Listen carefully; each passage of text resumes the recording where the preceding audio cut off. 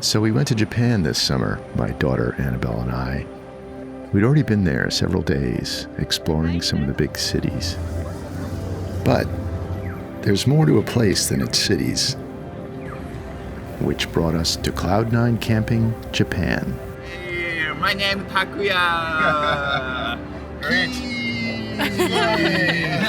And the part of the trip I looked forward to and worried about the most. All right, here we go. Translating to each other. Taking this Delica 4x4 out on the streets, driving on the opposite side. Arigatou gozaimasu. Thank you. Bye-bye. Dad, any thoughts as we leave Tokyo? Please be nice, Tokyo drivers, to us foreigners.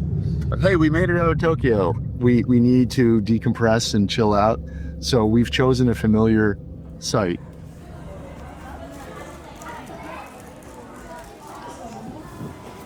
All right, it's an official road trip. Woo! We got McDonald's. It's official. Mt Fuji is a popular destination, as you would imagine. But somewhere on the western side was a campground on a tomato farm, where we had reservations. These roads are just enough for 2 cars. But first, we needed to stock up. Amazing little market, and they have a lot of pre-made food, so it's going to save us. We're just going to heat it up. It all looks delicious. And there was a 7-Eleven across the street, so we got beverages, we got breakfast. We're all set. It was late when we arrived, and we had to figure out how to set up camp. 45 minutes later, I have 1 shelf set up. Good job. With everything still feeling a bit surreal, having Mt Fuji as our backdrop.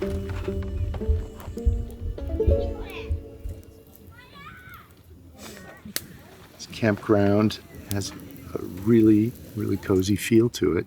You'd think it's an open field and there's no privacy, but everyone's just quiet and friendly, and it's a beautiful setting, especially with the meadows of clovers. We're probably not going to do much filming tonight, just figure things out. And then as the opportunity arises, we'll show you a little bit more of this campground at the base of Mt Fuji.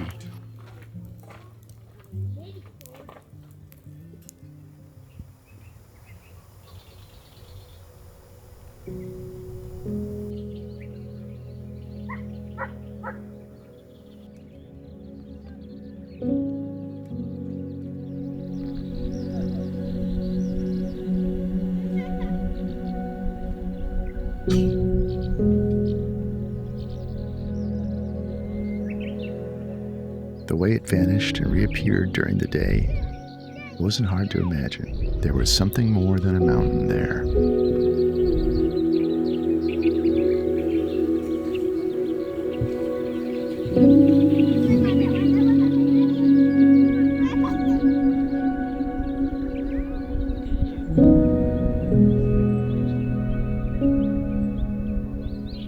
You might wonder how a campground in Japan differs from one in the United States, and the first thing that hits me is it's quiet. The bathrooms are clean, and there are flip-flops at the entrance, so you take off your outside shoes, step into your bathroom shoes, do your business, come back out, change back into your outside shoes. So there's a real nice common acknowledgement of keeping everything clean and orderly. This clover field is full of the low ambient hum of bees.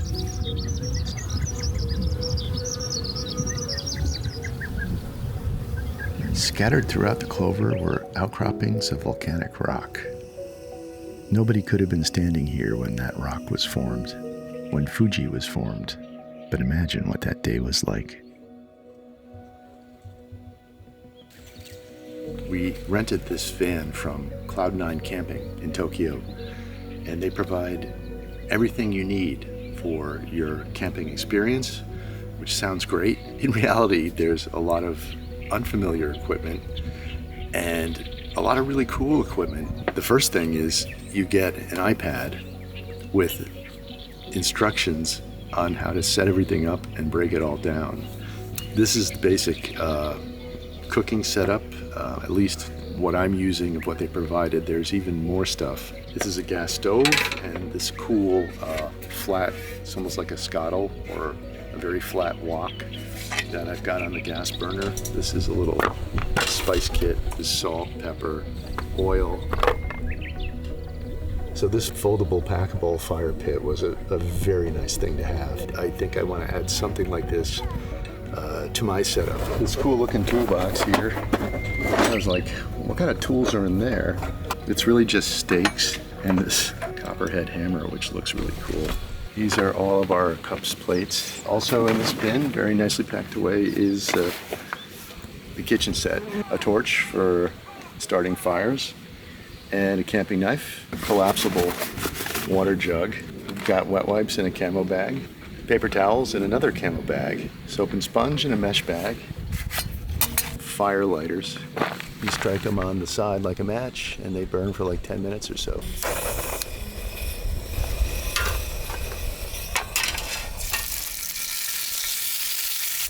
According to Google Translate, it's pork, egg, and mushrooms.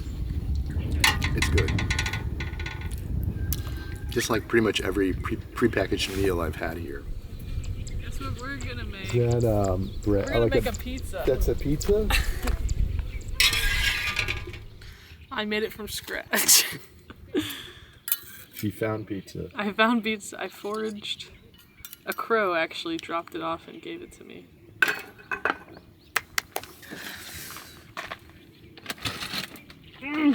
Beer would be good with this, alas. We don't have it. Don't look at the bottom of the pizza, just focus on the top. Don't look at it. Perfect for camping. Did it work? It's good.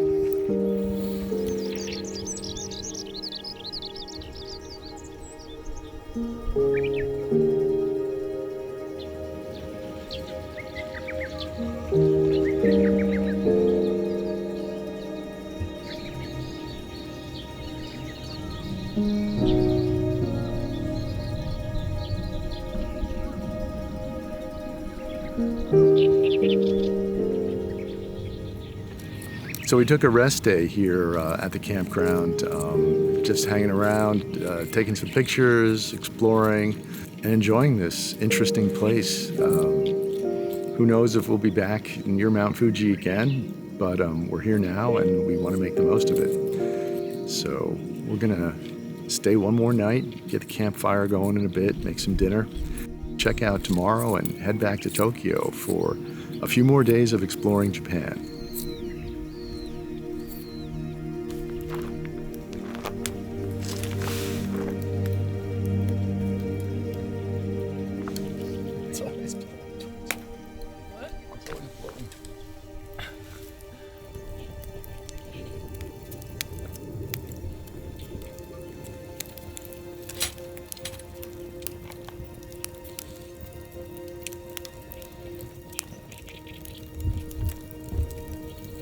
By now, we'd logged quite a few days in Japan and felt like different travelers than when we got here.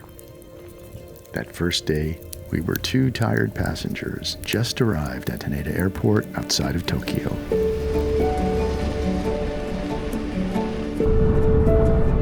Oh, there's Tokyo Town.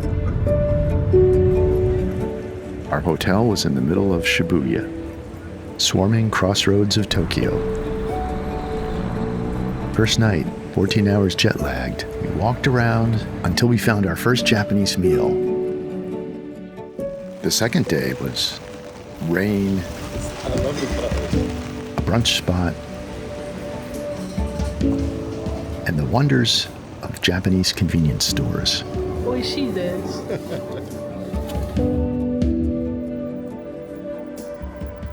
There was a whole world of food under the hotel.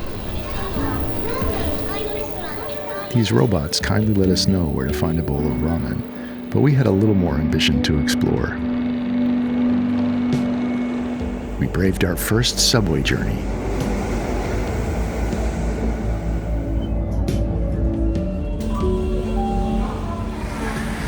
We've gone out in the Roppongi section of Tokyo.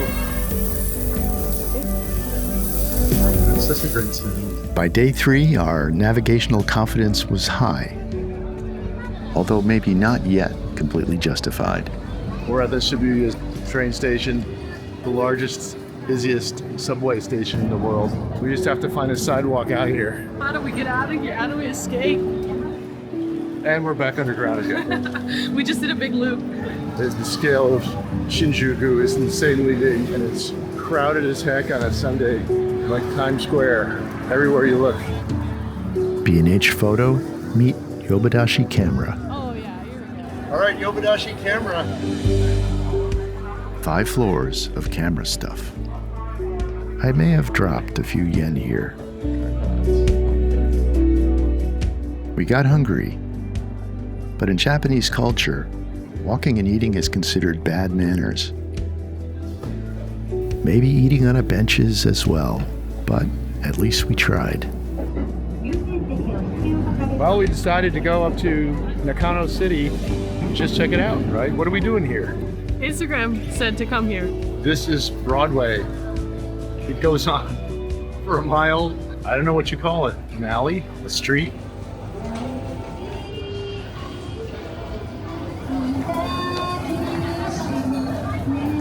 You gonna do it? Yeah, we gotta do the drumming. The traditional drumming, yes.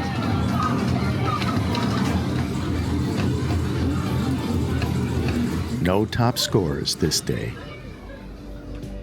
Boy, Nakano is filled with these amazing, dense alleys of shops, and it smells wonderful. We settled in. I tried the okonomiyaki, basically a pancake mixed with different ingredients and a signature sauce, chased with a cold beer. The perfect end to our 3rd day. Next morning, I took the train to one of Tokyo's biggest shrines.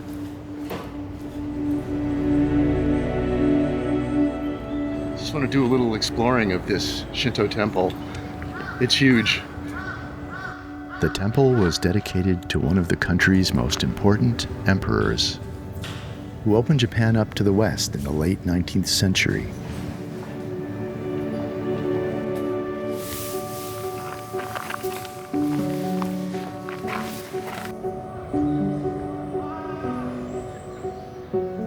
Visitors can write prayers on wooden plaques. They are hung in trees or on walls that they may be received by the temple deities.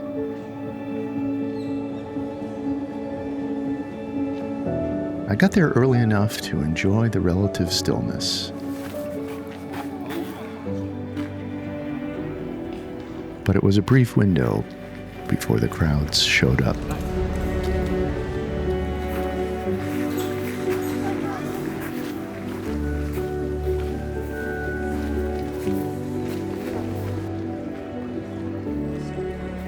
Well, it's almost noon, and even though it's a Monday, this place is already filling up. So I think I'm going to call it a morning and head back to the hotel. I guess I'm in Harajuku now, and going to meet Annabelle. Tokyo is a giant city made of cities, each with its own feel. And Harajuku is all about style. I followed Annabelle as we explored the neighborhood See, I was expecting more of that. until it was time to head back. It's in Tin Shop. Back to the craziness of Shibuya. The crowds are still absolutely nuts at this hour. Say goodnight, and tomorrow is a travel day. I booked tickets on the bullet train. We were going to Osaka. To drive would have been 6 hours, but the Shinkansen does it in 2.5.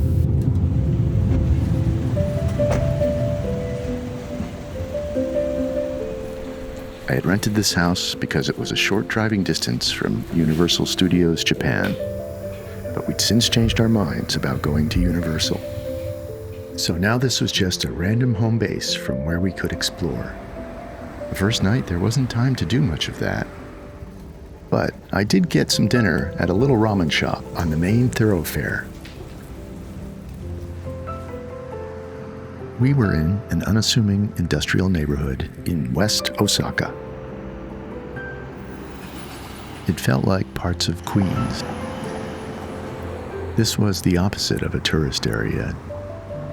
It was home to working-class Japanese who lived and worked and shopped here and got around by bicycle.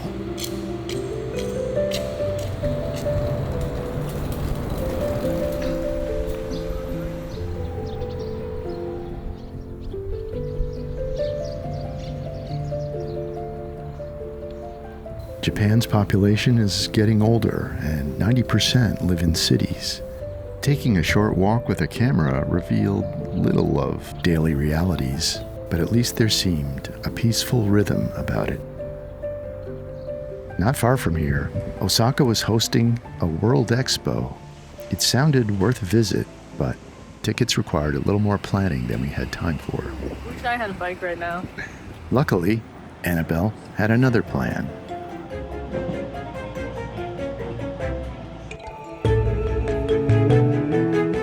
Nintendo Nirvana, the Osaka flagship store. Despite the visual overload, it was kind of neat to see how much joy this place brought.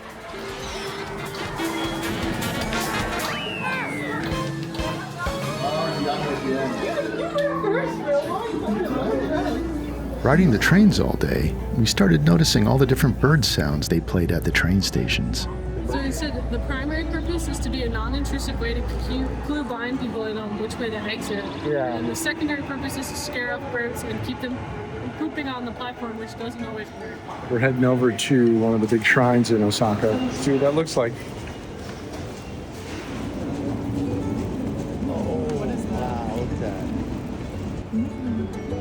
We got off in this quiet neighborhood to check out an old temple in Osaka. It should be at the end of the street. Of the thousands of Sumiyoshi shrines in Japan, this is one of the most important. Sumiyoshi shrines are water shrines. And Osaka was a port when this temple was founded in the 3rd century.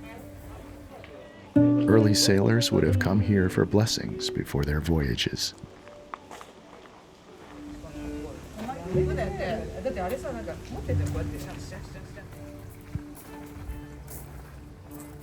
Before long, it was time to head home for dinner.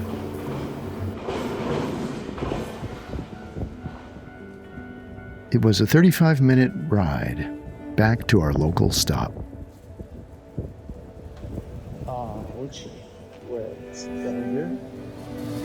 Your feet take pounding getting around a city like Osaka. I'm just grabbing some food at a local supermarket. Pre-made meals are very high quality here, so I bought more food than I think I can possibly eat before we leave Osaka. But I'm gonna try.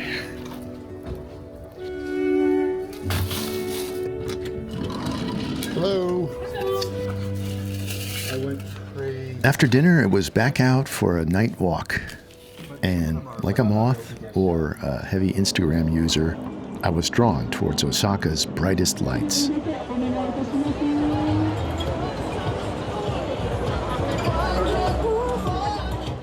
Dotonbori, the center of food and nightlife in Osaka. There are literally 10,000 Instagram stories being launched right now. You just got to see it once with your own eyes. All right, here's my chance to get some takoyaki. I'm trying the signature dish of Osaka, and I swear it's moving of its own accord, which can't be possible. Maybe that batch had been sitting around for a while. Holy moly. No matter where you turn, it's an endless corridor of bright lights and people drawn into those places like moths to a flame. Again, quite a sight. That's all I can say. On our 7th day, we decided to explore separately. I got on the train to Kyoto, the old capital. It was already late, so I decided to hire a car for the remaining hours in the day. They not only found a driver, but one who spoke English and would act as a guide. Kiyomiya Temple. Okay. The most famous temple, most popular temple. The expected crowds were there. But it was cool because if I never came back to Kyoto, these were the places that had to be seen while I was here. 1603, we call Edo period. Kiyomiya is a Buddhist temple established more than 1,200 years ago and expanded in the 17th century. Oh, wow, what a view. This is amazing. No nails were used to build it.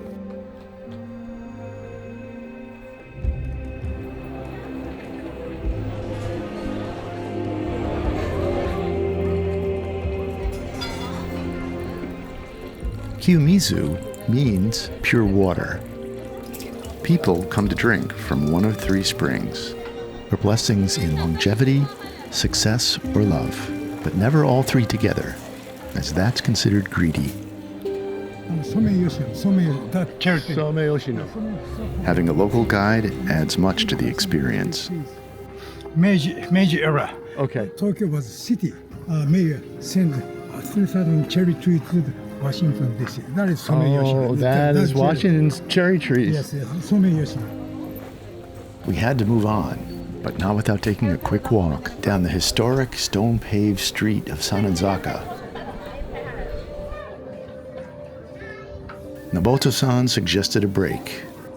I tried some warabi mochi, jelly covered in sweet soybean powder. It's just plain. But this is Peanut butter. really. That's what it tastes like to me. Some temples. With daylight fading, we got to the second big temple, Fushimi Inari. Its massive shrine winds its way up a mountain.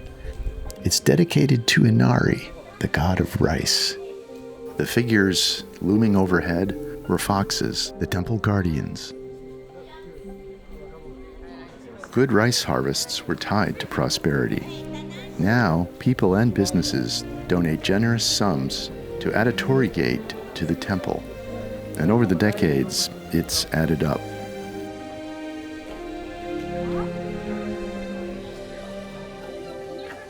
It takes hours to walk the path, so we didn't get far. Mountain itself is Mount Inari. Oh my goodness. Yeah, sacred mountain. And so many gates, like you said. Well, the 4 hours went by fast. This is going to wrap up our day in Kyoto, seeing the temples, only 2 out of thousands, but amazing. From the ancient architecture of Japan to the modern. Back at Kyoto Station, that's Kyoto Tower behind me, and I'm going to grab some dinner here before jumping on the train back to Osaka. Our last day in Osaka started with a cheerful sound. I imagine the neighborhood kids were all running outside with their coins. But instead of coins, the music meant it was time to bring out the trash. We'll just say we're going back to Tokyo. We're going somewhere. That's It could safe. be anywhere. That's totally It safe. could be any place on this planet. Probably in Japan, but it could be anywhere. So that was our first week in Japan, before the road trip to Mt Fuji, where it was now time to pack up.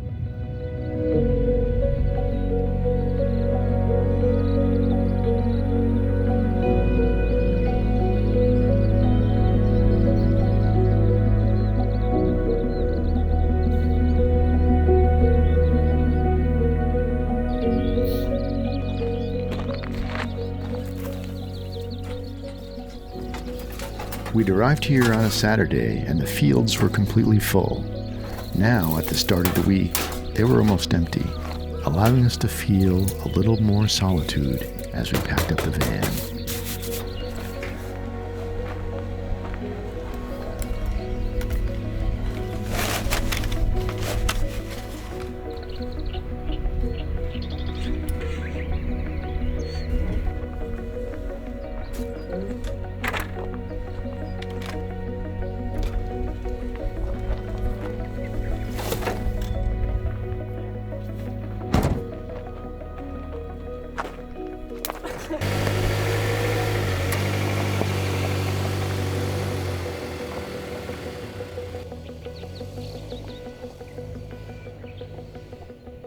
True to character, Fuji was somewhere behind the clouds.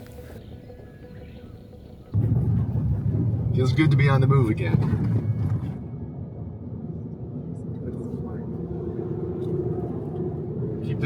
Keeping our focus up here. We're back in Tokyo traffic. The Tokyo weather hadn't changed a bit. We were now in Minato City in the southern part of Tokyo, much more laid back than Shibuya. I had spied greenery amid the towers from our hotel room.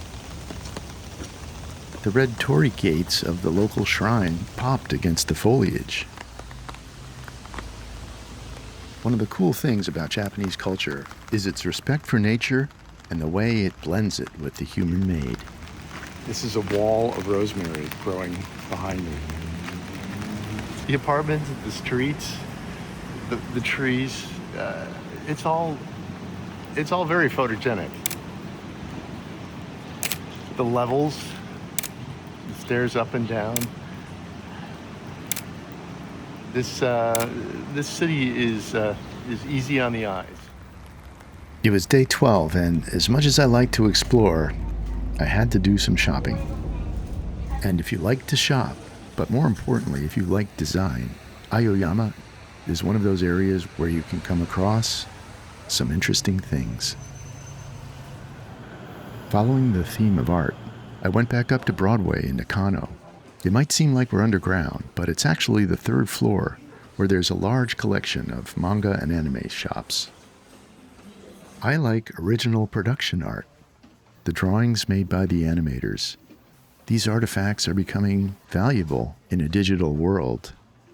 And it's cool to see how even the most complex animation starts with pencil sketches. As the rain continued, the last part of this trip would be a blur of sightseeing, shopping, and bad weather.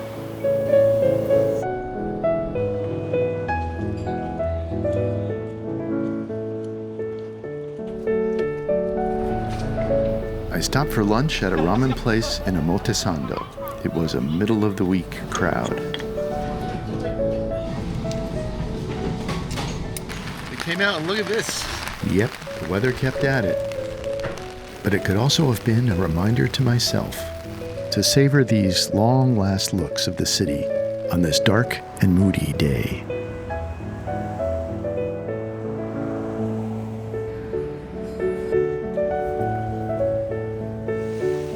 Eventually, the steady rain suggested that a museum might be a good option.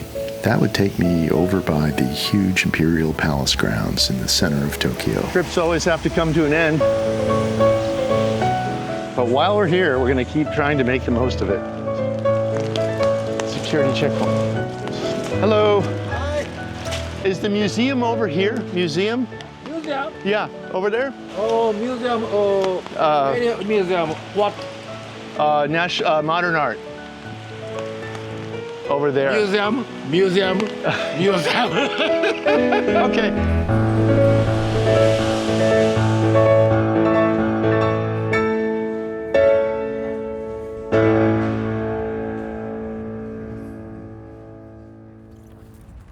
After the museum closed, I decided to get a quick look at the Imperial Gardens before they closed. Closing down the gardens. This whole huge park already almost empty, but we are all heading out. Well, exiting the gate to the Imperial Gardens might be a fitting metaphor for the winding down of this trip. We still have a part of the day tomorrow because we've got a late flight. I'm sure we'll come up with one more little adventure. This area of central Tokyo near the Imperial Palace feels the most like any big Western city. All business, not too much character.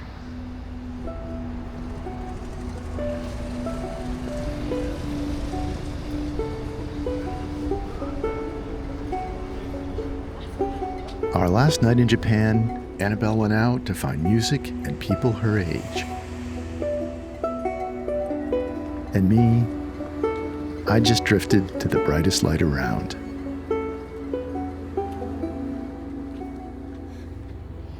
It's a bit touristy. But for some of my last looks at Tokyo, this seemed like a view worth getting. This was the tallest freestanding tower in the world when it went up in 1958. In the 90s, Japan's crazy post-war growth finally slowed. But it still seems like science fiction to see Tokyo at night. A city made of cities. Innumerable streets.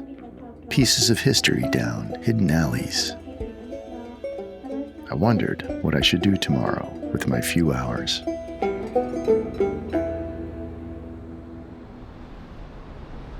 Our journey had gone through Shibuya, Nakano, the red torii gates of Kyoto, the little house in Osaka.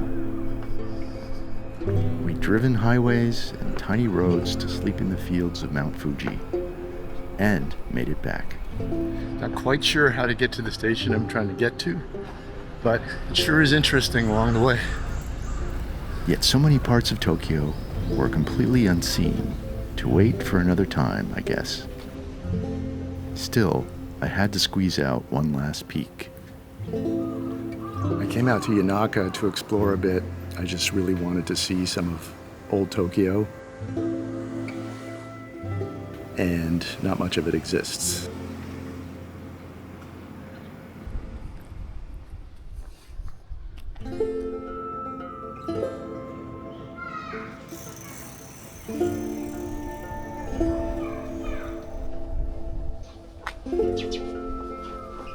It's an interesting neighborhood because it was largely untouched by the disasters that befell Tokyo in the 20th century, whether it was earthquakes or the war. There's also many, many shrines here and a huge cemetery.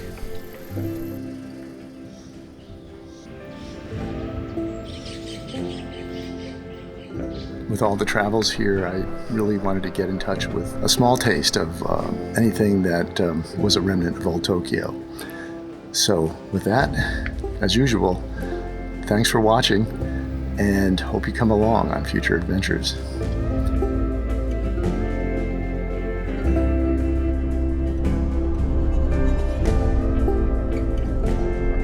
Let's get on that plane for 13 hours.